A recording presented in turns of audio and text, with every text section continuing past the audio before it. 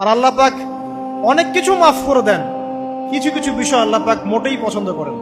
তার মধ্যে একটা হচ্ছে অহংকার, তার মধ্যে একটা হচ্ছে শিরক, তার মধ্যে একটা হচ্ছে অন্যের হক নষ্ট করা, তার মধ্যে একটা হচ্ছে আদম সন্তানকে হত্যা করা, তার মধ্যে একটা হচ্ছে বৃদ্ধ বয়সে ব্যভিচার করা, তার মধ্যে একটা হচ্ছে মুরতাদ হয়ে যাওয়া। ওই যে খ্রিস্টান হয়ে যাচ্ছেন না, খালি মরেন তারপর বুঝবেন, খালি মালাকুল মউত আসুক তারপর বুঝবেন।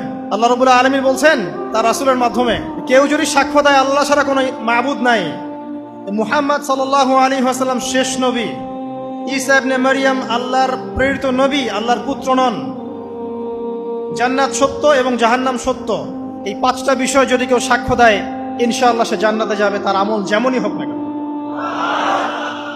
টাকার বিনিময়ে, চাকরির বিনিময়ে, সমাজসেবার নামে আর চিকিৎসার নামে ইমান বিক্রি করে ফেললেন, সুবহানাল্লাহ সুবহানাল্লাহ। তোমাদের এই পৃথিবীতে বেঁচে থাকার চাইতে মাটির তলে চলে যাওয়া ভালো। আবর্জনার কোনো প্রয়োজন নাই আল্লাহর এই জমিনে। এই মুসলিম উম্মার আবর্জনার কোনো প্রয়োজন নাই।